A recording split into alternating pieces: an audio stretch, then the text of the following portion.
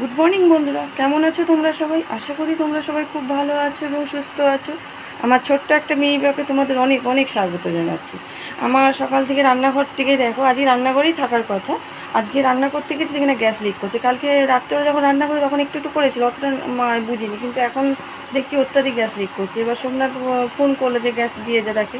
এবার সে তো 11টার আগে আসবে না, 11টা 12টার আগে আসবে না। এবার সোমনাথ আজকে ভাগ্য ভালো বেলা করেই বেরোবে, বেলা করে বলতে 11টা 8-এর ট্রেন ধরবে। তো আমি এখন দেখো চা বসিয়েছি।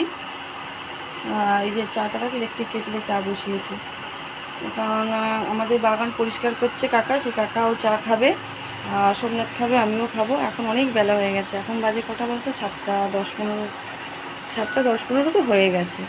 আর এপাশে চা বসিয়েছি, এপাশে দেখো রান্না বসিয়ে দিয়েছি, আলু ভাজছি।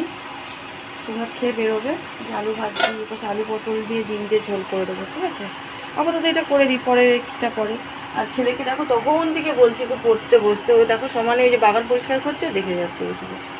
আর তুইও লেগে পড় তাহলে ওদের সঙ্গে না। আর আজকে টিফিন হবে, আমি আর ছেলে খাবো, সোমা যদি খাবে এই যে চিড়ে দই।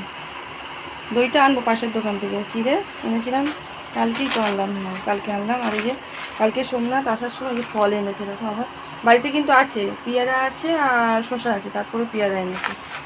আর এই যে মিষ্টি মিষ্টি এনেছে। আর এটা কি দেখি, পেয়ারা তো আছে গো, পেয়ারা তো আছে, তুমি আনলে। কালকে দেখিনি, একবার এই সময় ভিজে ঢুকিয়ে দিয়েছিলাম। এই যে কলা, কলাটা যাতে চিড়ার সঙ্গে খেয়ে নেবো, চিড়ে দইয়ের সঙ্গে খাওয়া হয়ে যাবে। আর এটা কি, এই যে আঙুর, কালকে আমি আঙুরটা আনতে না ভুলে গেছি, আঙুর বিক্রি হচ্ছিলো। তো চলো এইভাবে রান্না করতে হবে। আর এই যে চাটা করে নিই, কাকাকে চা দিই, ওই কাকাকে চা দেবো, সোনাথকে চা দেবো, তারপর আমি চা খাবো। তোমরা ভালো থেকো, সুস্থ থেকো, পরে আবার রান্নাবান্না যা করি তোমাদের সঙ্গে কথা বলছি রান্নাবান্না করে, কেমন? টাটা।